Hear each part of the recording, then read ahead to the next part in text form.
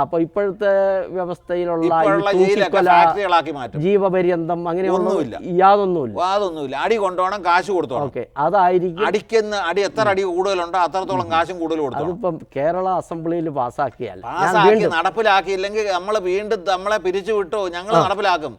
ഞങ്ങളുടെ കേരളത്തിൽ നടക്കാൻ നിങ്ങൾ സമ്മതിച്ചില്ലേ, ഞങ്ങളെ പിരിച്ചു വിട്ടോ, വീണ്ടും ഞങ്ങൾ വരും. അത് നടപ്പാക്കണമെങ്കിൽ ഇന്ത്യ ഒട്ടാകെ നടപ്പാക്കണം. ഇന്ത്യ മൊത്തം ഗവൺമെന്റ് പാസ്സാക്കണം. ഇന്ത്യ മൊത്തം ഞങ്ങൾ പിടിച്ചെടുക്കും. പക്ഷേ ഒരു കൊല്ലത്തിനുള്ളിൽ ഒന്നും സാധിക്കില്ല. ഒരു കൊല്ലം കൊണ്ട് കേരളത്തിൽ ഇത്രയും ആയി കഴിഞ്ഞാൽ അടുത്ത തെരഞ്ഞെടുപ്പിൽ ഞങ്ങൾ 26 സംസ്ഥാനങ്ങളും പിടിച്ചെടുക്കും നിങ്ങൾ. അതായത് മാവേലി പാർട്ടി അത് തന്നെ ഒരു കൊല്ലത്തിനുള്ളിൽ തൊഴിൽ നൽകും. അതായത് നീതി ഒരു കൊല്ലത്തിനാണ് വേണ്ടിയത്. ആണോ അല്ലയോ? ജനങ്ങൾക്ക് ജോലി വേണം, നന്മ വേണം, അവർക്ക് വീട് വേണം. ഇന്ന് അമ്മ മരിച്ച പിന്നീട് അടുക്കളയെ കുഴിച്ചെടുത്തെന്ന് പറഞ്ഞുകൊണ്ട് പേപ്പറിൽ കാണാം. ഓക്കെ, അപ്പോൾ നമുക്ക് അടുത്ത വിഷയം വീട്, പാർപ്പിടം. എല്ലാവർക്കും പാർപ്പിടം. അതിനെപ്പറ്റി എന്താണ് രാജന് പറയാനുള്ളത്? ഇന്ന് കുടിയേറി എന്നും പറഞ്ഞുകൊണ്ട് കഴിഞ്ഞ 4 കൊല്ലമായിട്ട് കുടിയേറ്റക്കാരെ ഇറക്കാനും കുടിയേറ്റക്കാർക്ക് വീട് കൊടുക്കാനും 4 കൊല്ലം കൊണ്ട് നടക്കുന്ന ഒരു സംഭവം നമുക്ക് കാണാം. എൻ്റെ പരിപാടിയിൽ ഇതൊന്നുമല്ല.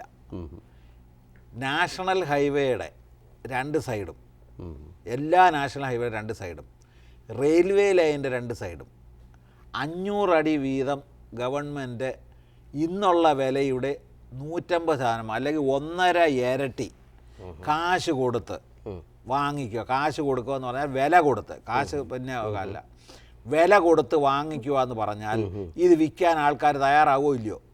തയ്യാറാകും. വീണ്ടും ടൈം സെൻസിറ്റീവ്, ഇതെല്ലാം 1 വർഷത്തിനകം ചെയ്യുമെന്നാ പറയുന്നത്. അതെ, അതിനായി 365 ദിവസവും 24 മണിക്കൂറും വർക്ക് നടക്കുന്നത്.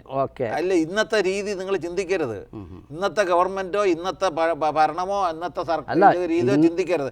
24 മണിക്കൂറാണ് ചിന്തിക്കേണ്ടത്. അതെ, തീർച്ചയായിട്ടും ഇന്നത്തെ ആ സിസ്റ്റത്തെ മാറ്റിമറിക്കാനാണ് താങ്കൾ ഉദ്ദേശിക്കുന്നത്. ആ മാറ്റിമറിച്ച് കഴിഞ്ഞതിന് ശേഷമാണ് ഈ വീട് കൊടുക്കുന്നത്. പക്ഷേ ആ മാറ്റിമറിക്കാൻ വരുന്നതിന് മുമ്പ് നമ്മൾ കമ്പയർ ചെയ്യാണ്. ഇന്നത്തെ സിസ്റ്റവും അടുത്ത സിസ്റ്റവുമായിട്ട് താരതമ്യ പഠനം ആവശ്യമാണ്. നമ്മൾ ഇന്നത്തെ സിസ്റ്റം വെച്ച് ചിന്തിക്കാനേ പാടില്ല. കാരണം ഇന്നത്തെ സിസ്റ്റം തവിട് പൊടിയായി ഇല്ലാതായി പോവുക. കാരണം അങ്ങനെ ഒരു സിസ്റ്റമേ ഇല്ലാന്ന് നിങ്ങൾക്ക് മനസ്സിലാവും. കാരണം 24 മണിക്കൂറും ഗവൺമെൻറ് വർക്ക് ചെയ്യുമ്പോൾ ഒരു കാര്യം നടക്കണമെന്നുണ്ടെങ്കിൽ ഒരാഴ്ച കൊണ്ട് നടന്നിരിക്കും. അപ്പൊ എന്തുകൊണ്ട് 1 കൊല്ലം കൊണ്ട് നടക്കുമോ? അതായത് 1 കൊല്ലം കൊണ്ട് ഈ വസ്തുവകളെല്ലാം ഏറ്റെടുത്ത് ഹൈവേയുടെ എല്ലാം സമീപം ഒരൊറ്റ നിയമം വന്ന് ഒരൊറ്റ ദിവസം കൊണ്ട് ഒരു പ്രൊക്ലമേഷൻ അല്ല പ്രസ്താവിച്ചു കഴിയുമ്പോൾ ഈ കിടക്കുന്ന സ്ഥലങ്ങൾ ഏറ്റെടുത്തിരിക്കുമല്ല, അവർക്ക് 1.5 ഇരട്ടി കാശ് കൊടുക്കാന്ന് പറഞ്ഞാൽ ആരാ കാശ് വാങ്ങിച്ചോട്ടെ? അവർക്ക് കാശും കൊടുത്തിരിക്കും, അതിന്റെ നടപടികൾ എല്ലാം തീർന്നിരിക്കും, വീടുകൾ പണി ആരംഭിക്കും എന്ന് പറഞ്ഞാൽ എല്ലാ ഏരിയയിലും പണിയാനായിട്ട് ആരൊക്കെ പണിയുന്നു അവരെയൊക്കെ ഏൽപ്പിക്കും. അപ്പോൾ കണ്ടമാനം ജോലിക്കാരെ വേണ്ടി വരും, കണ്ടമാനം കോൺട്രാക്ടേഴ്സ് വേണ്ടി വരും, കണ്ടമാനം എഞ്ചിനീയർ, കൺസ്ട്രക്ഷൻ ജോലികൾ ധാരാളമായി കണ്ടമാനം ജോലിക്കാരെ വേണ്ടി വരും. അങ്ങനെ ജോലിക്ക് ആള് തികയാതെ വരുമ്പോഴാണ് ബംഗ്ലാദേശിൽ നിന്നും ശ്രീലങ്കയിൽ നിന്നും തമിഴ്നാട്ടിൽ നിന്നും ഇപ്പോൾ ആളിനെ കിട്ടത്തില്ല. എന്നും എവിടുന്ന് ആളിറക്കിയാലും നമ്മുടെ പണി നടക്കണം. ഇത് എന്ത് കോൺട്രാക്ട് എടുത്താലും അതിന് ഒരു, അതായത് ഇപ്പൊ വീടുള്ളവരും ഇവിടെ വന്ന് താമസമാക്കണം. അവരെ യാതൊരു നിർബന്ധമില്ല. ഈ ഹൈവേയുടെ സൈഡിൽ താമസിക്കുന്നതിന്റെ ഗുണങ്ങളുണ്ട്. ഒന്ന്, അത് വീട് ഫ്രീ ആയിട്ടാണ് കൊടുക്കുന്നത്? ഫ്രീ ആയിട്ടല്ല, 30 കൊല്ലത്തെ ഇൻസ്റ്റാൾമെന്റിൽ കൊടുക്കും. ഇൻസ്റ്റാൾമെന്റ് ലോണ് നമ്മളല്ല കൊടുക്കുന്നത്, ബാങ്കുകാർ കൊടുക്കും. ബാങ്ക് ജോലിയുള്ള എല്ലാവർക്കും ജോലിയാന്നുള്ള കാര്യം ആദ്യം ചിന്തിക്കണം. അപ്പൊ ഈ ബാങ്ക് കൊടുക്കുമെന്ന് പറഞ്ഞാൽ ബാങ്കിന് വേറെ വ്യവസ്ഥകൾ കാണുമല്ലോ സ്വന്തമായിട്ട്. ഞാൻ ചോദിക്കുന്നത് എല്ലാവർക്കും ആദ്യം നിങ്ങൾ പഴയ പിന്നെ പുറമോട്ട് പോകാതെ എല്ലാവർക്കും ജോലി ഉണ്ട് എന്ന് ആദ്യം ചിന്തിക്കുക. ഒരു പക്ഷേ അത് ഞാൻ ചിന്തിച്ചു. എല്ലാവർക്കും ജോലി ഉണ്ടെങ്കിൽ ജോലി ഉള്ളവനെല്ലാം വീട് കൊടുക്കാനായിട്ട് ഇന്നത്തെ ബാങ്കുകാർ പുറകെ നടന്ന് കാല് പിടിക്കുകയാണ്. ആണോ? അന്ന് പിന്നെ കാശ് കൊടുക്കാതെ അവിടെ പോകും. അപ്പൊ ജോലി ഉള്ളവനെല്ലാം എല്ലാം. പക്ഷെ വീണ്ടും ആ പഴയ കൺസെപ്റ്റിലേക്ക് ഞാൻ വരികയാണ്.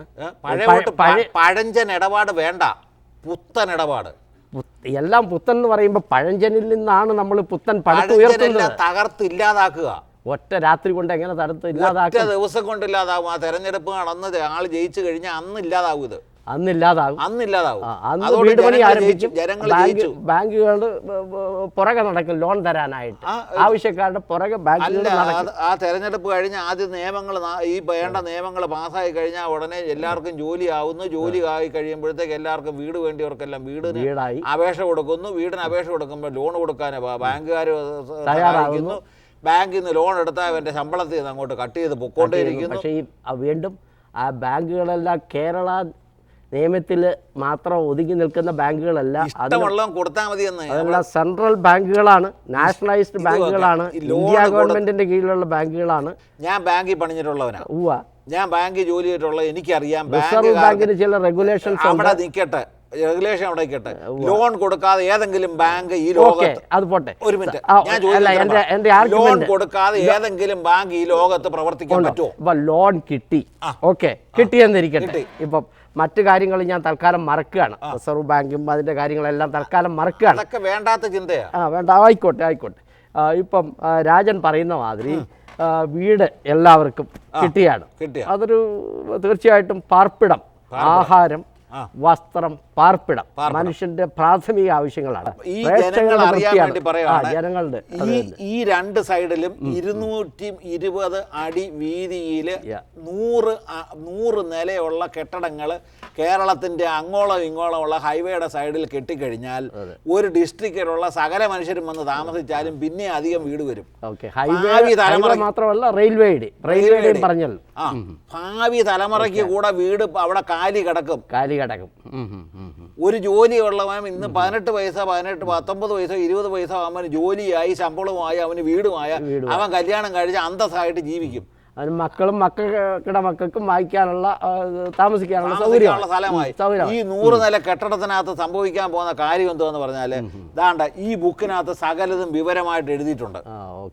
ആർക്കെങ്കിലും ഇതിനെപ്പറ്റി എന്തെങ്കിലും സംശയമുണ്ട് ഈ ബുക്ക് വാങ്ങിച്ച് അത് വായിച്ചു നോക്കിയാൽ മതി. വേണ്ടിയവർ എഴുതിയാൽ ഫ്രീ ആയിട്ട് കൊടുക്കും. കാശില്ലാത്തവർക്ക്, കാശുള്ളവർ നമ്മളെ സഹായിക്കാൻ വേണ്ടി വല്ലതും തന്നാൽ അത്രയും നല്ലത്. കാശില്ലാത്തവർക്ക് വെറുതെ കൊടുക്കും. വേണമെന്ന് പറഞ്ഞാൽ മതി. അപ്പം ടെലഫോണിൽ വിളിച്ചോ എനിക്കൊരു ബുക്ക് വേണമെന്ന് പറഞ്ഞാൽ കൊടുക്കും. ഇതിനകത്ത് സകലതും വിവരമായിട്ട് എഴുതിയിട്ടുണ്ട്. ഇതിനകത്ത് വായിച്ചു കഴിഞ്ഞാൽ അവർക്ക് മനസ്സിലാവും എങ്ങനെയാണെന്ന്. അപ്പം ഇതിനകത്ത് എഴുതിയേക്കുന്ന അനുസരിച്ച് ഞാൻ ആ വീട് കൊടുക്കുമ്പോൾ 100 നില കെട്ടിടം കെട്ടിയാൽ മേളി താമസം, താഴെ സ്കൂള്, അതിനടിയിൽ കോളേജ്, അതിനടിയിൽ ഇൻസ്റ്റിറ്റ്യൂട്ട്, അതിനിടയിൽ ഓഫീസ്, അതിനിടയിൽ ഷോപ്പിംഗ് സെന്റർ, ഇതെല്ലാം ഒരിടത്ത് തന്നെ നടക്കുന്നുണ്ട്. ട്രാൻസ്പോർട്ടേഷൻ വേണ്ട. KSRTC പൂട്ടും. പൂട്ടിയാൽ ശരിയാവില്ലല്ലോ. പൂട്ടും. അവര് നഷ്ടത്തിലാ. അല്ല, മറ്റത്യാവശ്യങ്ങൾ വേറെ പ്രൈവറ്റ് ഇഷ്ടം പോലെ വണ്ടികൾ തുടങ്ങിക്കോളും. ഏതെങ്കിലും ദൂരയാത്ര പോകണം, പിക്നിക്ക് പോകണമെങ്കിൽ പിന്നെ ബസ്സുകൾ ഉണ്ടാവും. KSRTC കാരനും അതുപോലെ ലക്ഷറി കോച്ചുകളോ അങ്ങനെയുള്ള കാര്യങ്ങൾ പ്രൈവറ്റൈസ് ഒന്നും ചെയ്യത്തില്ല. അത് നടന്നോട്ടെ, അവർ നടത്തിക്കോട്ടെ. ലാഭം ഉണ്ടാക്കണമെങ്കിൽ മാത്രം നടത്തിയാൽ മതി, ഇല്ല നടത്തണ്ട. അതായത് പ്രൈവറ്റ്, അതായത് ട്രാൻസ്പോർട്ടേഷൻ പൂട്ടും. ലാഭം അത് ആവശ്യമില്ലാതെ വന്നാൽ പിന്നെ അത് അവർക്ക് സൈക്കിൾ പോലും വാങ്ങിക്കേണ്ട. കാരണം മേളിൽ താമസിക്കുന്നു, താഴെ സ്കൂള്, താഴെ അതിനടുത്ത് കോളേജ്, അതിനിടയ്ക്ക് പിന്നെ ഓഫീസ്, അതിനിടയ്ക്ക് താഴെ എല്ലാ സൗകര്യവും ഇവിടെ തന്നെ കൊടുത്തു കഴിയുമ്പോൾ പിന്നെ എന്തിനായി വണ്ടി വാങ്ങിച്ചാൽ അത് പിന്നെ അടയ്ക്കാൻ നടക്കണം. അത് അടച്ചില്ലെങ്കിൽ പിന്നീട് കൊട്ടേഷൻകാർ വന്ന് പൊക്കിക്കൊണ്ട് പോകും. രാജൻ ഇതിനു മുൻപ് എന്താ ഒരു കൺസെപ്റ്റ്, ഒരു പിക്ചർ രൂപത്തിൽ ട്രാൻസ്പോർട്ടേഷനെ എന്താ അവിടെ ടേബിളിൽ അതിനെ പറ്റിയാണ് ഞാൻ. ഇതാണ് പണ്ട് സ്മാർട്ട് സിറ്റി എന്ന് പറഞ്ഞുകൊണ്ട് ഭയങ്കര നടക്കുന്ന സമയത്ത് ഞാൻ എറണാകുളം വഴി പോയി. എറണാകുളത്ത് ചെന്നപ്പോൾ അവിടെ വണ്ടിയിൽ ഇരുന്നു കൊണ്ട് 1 മണിക്കൂറിൽ കൂടുതലെടുത്ത് ഒരു ടൗണിലെത്താൻ. അപ്പോഴവിടെ ഇരുന്നുകൊണ്ട് ചിന്തിച്ചപ്പോൾ ആ വണ്ടിയിൽ ഇരുന്നുകൊണ്ട് ചിന്തിച്ച് എടുത്ത ഒരു സംഗതിയാണ് സ്മാർട്ടർ സിറ്റി. അപ്പൊ ഇതിനകത്ത് പാർപ്പിടം കാണിച്ചിട്ടുണ്ടല്ലോ? ഇല്ല, ഇതിനകത്ത് കാണിച്ചേക്കുന്നത് അല്ല. ഇത് ട്രാൻസ്പോർട്ടേഷന് ഇന്നുള്ള റോഡുകളുടെ സൈഡിലുള്ള ഈ ഭാഗങ്ങൾ, അത് ട്രാഫിക് തടസ്സങ്ങൾ പരിഹരിക്കാനുള്ള പ്രോജക്റ്റുമായി അമേരിക്കൻ മലയാളി എന്ന മംഗളം പത്രത്തിൽ വന്നതാ. ഇത് മുഖ്യമന്ത്രിക്ക് ഞാൻ ഇതുപോലെ ഒരു CD കൊണ്ട് കൊടുത്തിട്ട്, അച്യുതാനന്ദൻ മുഖ്യമന്ത്രിക്ക് കൊണ്ട് കൊടുത്തിട്ട് വളരെ സന്തോഷത്തോട് വാങ്ങിച്ച് ഇതുപോലെ ടേബിൾ തുറന്ന് അതിനകത്ത് വെച്ചിട്ടുണ്ട്. ഇനി ഇറങ്ങി പോകുമ്പോൾ അത് വാരിക്കളയത്തേ ഉള്ളൂ. നടപ്പിലാക്കാൻ എന്താന്ന് പോലും ചോദിച്ചിട്ടില്ല. അദ്ദേഹം മറുപടി ഒന്നും പറഞ്ഞില്ല അതിന്. ഈ നമ്മുടെ ഭരിക്കാനിരിക്കുന്നവർ പറിക്കാനിരിക്കുമെന്ന് പറഞ്ഞില്ലയോ? ഓക്കെ, അതിനുശേഷം അദ്ദേഹത്തെ ഏതെങ്കിലും തരത്തിൽ ബന്ധപ്പെടാൻ ശ്രമിച്ചിട്ടുണ്ടോ? എന്നെ ഞാൻ ഒരു കാര്യം പറഞ്ഞ് എന്നെ ബന്ധപ്പെട്ടില്ല, ഞാൻ അങ്ങോട്ട് പോയി തിരിച്ചു പറഞ്ഞ് ബന്ധപ്പെടുന്ന കാര്യം എനിക്കില്ല. നല്ല മനസ്സുണ്ടെങ്കിൽ മതി. ഞാൻ ചെയ്യുന്നത് നന്മ മാത്രം ചെയ്യുമ്പോൾ പിന്നെ പുറകെ നടന്ന് ചെയ്യേണ്ട കാര്യമില്ല. പരക്കെയുള്ള ഒരു കംപ്ലൈൻ്റ് ആണ് നമ്മുടെ ട്രാഫിക് തടസ്സങ്ങൾ. അപ്പോൾ അതിനെപ്പറ്റി അതിൻ്റെ പദ്ധതികൾ എന്തൊക്കെയാണ്? ഈ ഒരു വലിയ ബാനറിൻ്റെ ഒരു ഫോട്ടോ എടുത്തതിൻ്റെ കോപ്പിയായത്. ഈ ബാനറുമായിട്ട് ഞാൻ കേരളത്തിൻ്റെ അങ്ങോളം എൻ്റെ ഫോട്ടോയും വെച്ചുകൊണ്ട് ഞാൻ നടന്നു. കേരളത്തിലെ എല്ലാ റോഡുകളും 25 വർഷം മുതൽ 100 വർഷം വരെ ഗ്യാരൻറ്റിയോടുകൂടി ഞാൻ പണിയിപ്പിക്കാം. ഇന്ന് ഓരോ കൊല്ലവും മുടക്കുന്ന അറ്റകുറ്റപ്പണിയുടെ പണം അതാത് കൊല്ലത്തിൽ എൻ്റെ അക്കൗണ്ടിൽ നിക്ഷേപിക്കാമെന്ന ഉറപ്പോടുകൂടിയ കരാർ എഴുതി തന്നാൽ 25 കൊല്ലത്തിൽ കുറയാത്ത ഗ്യാരൻറ്റിയോടുകൂടി മഴയത്തും വെയിലത്തും യാതൊരു കേടുമൊക്കെ സംഭവിക്കാത്ത കുണ്ടും കുഴിയും ഉണ്ടാവാത്ത സുന്ദരമായ റോഡുകൾ നിർമ്മിച്ച് തരാമെന്ന് പറഞ്ഞ് അഡ്രസ്സും വെച്ച് ഫോൺ നമ്പരും വെച്ച് ഇമെയിൽ അഡ്രസ്സും വെച്ചുകൊണ്ട് കേരളത്തിൻ്റെ അങ്ങോളം ഇങ്ങോളം നടന്നിട്ട് ചോദിക്കാനും പറയാനും ഒരു നായും ഇല്ലായിരുന്നു. അപ്പോൾ എൻ്റെ അക്കൗണ്ടിൽ അതെന്താ? ഞാനത് കാശ് മുടക്കി ചെയ്യിക്കുന്നത്. അതുകൊണ്ടാണ് എൻ്റെ അക്കൗണ്ടിൽ സ്വന്തമായിട്ട് കാശ് മുടക്കി അത് ചെയ്യാൻ പോവാണ്. ചെയ്യും. ഗ്യാരണ്ടി ചെയ്താൽ മതി. ഗ്യാരണ്ടി ആരാ ഗ്യാരണ്ടി തരാം? Guarantee government. അല്ല, താങ്കളുടെ പാർട്ടി അധികാരത്തിൽ വരുന്നു, അതായത് നമ്മൾ ചെയ്തോളും. ഇത് നേരത്തെയുള്ള കാര്യം പറയുന്നത്. ഇപ്പൊ ഇരിക്കുന്ന ഗവൺമെന്റുകൾ നടന്ന സമയത്ത് ഞാൻ കൊണ്ട് നടന്നണക്ക് ഒരുത്തനും ചോദിച്ചില്ലെന്നാ പറഞ്ഞത്. അന്ന് ചോദിച്ചില്ല. ഇത് ഞാൻ നടപ്പിലാക്കുമെന്നാ പറഞ്ഞത്. ഓക്കെ, അത് നല്ല കാര്യം, നല്ല കാര്യം. പക്ഷേ കൊല്ലം വരെ കേടാവാത്ത. എന്റെ ചോദ്യം ഇതാണ്, താങ്കളുടെ പാർട്ടി അധികാരത്തിൽ വരുന്നു, അതായത് മാവേലി പാർട്ടി അധികാരത്തിൽ വരുന്നു, അപ്പോൾ ഈ ട്രാഫിക് തടസ്സങ്ങൾ നീക്കാൻ നമ്മുടെ റോഡുകളുടെ ആവശ്യം വരുന്നില്ലെന്ന്. ജനങ്ങൾ താമസിക്കുന്നതും ജോലി ചെയ്യുന്നതും എല്ലാം ഒരിടത്താകുമ്പോൾ പിന്നെ ട്രാഫിക് എവിടെ വരുന്നത്? അപ്പൊ ഈ റോഡുകളെല്ലാം നികത്തുവോ? എന്താ റോഡുകൾ അവിടെ കിടന്നോട്ടെ, അതിന്റെ തോളെ കയറുന്ന എന്തിനാ? റോഡുകൾ അവിടെ കിടന്നോട്ടെ. ഇവിടെ ജനങ്ങൾക്ക് ആവശ്യമില്ലാതെ അതൊരു വേസ്റ്റ് അല്ലേ റോഡുകൾ? എന്റെ സംശയം ചോദിക്കുക. ജനങ്ങൾക്ക് അങ്ങോട്ടും ഇങ്ങോട്ടും പോകണമെങ്കിൽ വിശാലമായിട്ട് അതിനും വേണ്ടി നടപ്പാതെയല്ല, ഇഷ്ടം പോലെ പോകാനും വരാനും സൗകര്യമുണ്ട്. പക്ഷേ ഇന്ന് അവർക്ക് കാറ് വാങ്ങിക്കാതെയും ബസ്സിൽ കയറാതെയും പിന്നെ ഒന്നും ചെയ്യാതെ ജോലിക്ക് പോവുകയും സ്കൂളിൽ പോവുകയും ഒക്കെ ചെയ്യാം. ഇന്ന് ആട്ടോയ്ക്കകത്ത് 50 പിള്ളേരെയും കയറ്റി, പിന്നെ ജീപ്പിനകത്ത് 100 പിള്ളേരെയും കയറ്റി, ബസ്സിനകത്ത് ഇടിച്ച് കയറ്റി ഇങ്ങനെയൊക്കെയാ കൊണ്ടുപോകുന്നത്. ഓക്കെ, അപ്പോൾ ഈ കേരളത്തിലുള്ള ഈ കാർ വിൽപ്പനക്കാര്, ഓട്ടോ വിൽപ്പനക്കാര്, ഓട്ടോ തൊഴിലാളികൾ അവരെല്ലാം പൂട്ടിപ്പോവും. അവർ തൊഴിലില്ലാത്തവരാകും. അവരെവിടെ എന്ത് തൊഴിൽ കൊടുക്കും? നിങ്ങൾക്ക് ഇതുവരെ മനസ്സിലായില്ലയോ? വണ്ടി ഓടിക്കുന്നതും പോലീസും കോടതിയും ഒന്നും എന്തെങ്കിലും പ്രൊഡക്റ്റീവായിട്ട ജോലിയാണോ? അതായത് ഇപ്പോഴത്തെ ഈ സർവീസ് ജോലിക്കാർ, അതായത് പ്രൊഡക്റ്റീവ് അല്ല. ഈ പോലീസുകാർ അല്ലെങ്കിൽ ഈ ഓട്ടോ തൊഴിലാളികൾ അല്ലെങ്കിൽ വണ്ടി ഓടിക്കുന്ന ഡ്രൈവേഴ്സ് ഒന്നും പ്രൊഡക്റ്റീവ് അല്ല. അവരെല്ലാം പ്രയോജനമില്ലെന്നാണ് രാജന. ഇപ്പൊ ഉണ്ട് പ്രയോജനം, അന്നേരം പ്രയോജനമില്ല. അവർക്ക് വേറെ ജോലിയുണ്ട്, അവർ വേറെ ജോലി. ഈ ജോലിയെല്ലാം നിഷ്കാസനം ചെയ്യും, ഡിസപ്പിയർ ചെയ്യും. അത് ഓട്ടോമാറ്റിക് ആയിട്ട് നടന്നുകൊണ്ടേയിരിക്കും. അതായത് കേരളത്തിൽ ഈ ജോലികൾ നിഷ്കാസനം ചെയ്യും ആദ്യമായിട്ട്. ലോകത്തിൽ എല്ലായിടത്തും ഈ ജോലികൾ ഉണ്ടാവുകയും ചെയ്യും. കേരളത്തിൽ ഈ ജോലികളില്ല. ഇത് ആവശ്യമില്ല. കേരളം ഒരു കൊച്ചു തുരുത്തായിട്ട്, ഒരു മാവേലി നാടായിട്ട് മാറും. ഇതിന്റെ ഒന്നും ആവശ്യമില്ല. ഇന്ത്യ മുഴുവൻ മാവേലി വണ്ടിയും വേണ്ട, വള്ളവും വേണം. അതൊക്കെ വള്ളവും വേണ്ട. വണ്ടിയും വള്ളവും ഒക്കെ വേണ്ടിയത് വെറും ലെഷർ അല്ലെങ്കിൽ എന്തുവാ സന്തോഷയാത്ര, എന്തുവാ പറയാ, ഉല്ലാസയാത്രകൾക്ക് വേണ്ടി വരും. അല്ലാതെ യാത്ര ചെയ്ത് പള്ളിപ്പാനും അല്ലെങ്കിൽ കൂളിപ്പാനും ഓഫീസിൽ പാനും ഒന്നും വണ്ടി വേണ്ട. അതുകൊണ്ടുള്ള പ്രയോജനം എന്താണെന്ന് നിങ്ങൾ ചോദിക്കാൻ. അത് പറഞ്ഞല്ലോ. ഇതൊക്കെ നാട്ടിലുള്ള പൊള്യൂഷൻ ഇല്ലാതാവും, പുകയില്ലാതാവും, രോഗം ഇല്ലാതാവും, പെട്രോൾ ഇമ്പോർട്ട് ചെയ്യേണ്ടാതെ വരും, കണ്ടമാനം ഫോറിൻ മണി സേവിക്കും. ഇത്രയും ലാഭം ഉണ്ടാക്കുന്ന പിന്നെ റോഡ് പിന്നെ കണ്ടമാനം നന്നാക്കണ്ട, ഈ വണ്ടികൾ കിടന്ന് ഓടാത്തതുകൊണ്ട് കണ്ടമാനം ലാഭം ഉണ്ടാകുന്ന ഒരു പരിപാടിയാണ് പറയുന്നത്. അപ്പം നമ്മുടെ ഈ എയർ ട്രാൻസ്പോർട്ടേഷൻ, അതേമാതിരി നമ്മുടെ വാട്ടർ ട്രാൻസ്പോർട്ടേഷൻ, ഷിപ്പ്, കനാൽസ്, അങ്ങനെയുള്ള കാര്യങ്ങളെ പറ്റി താങ്കളുടെ അഭിപ്രായം?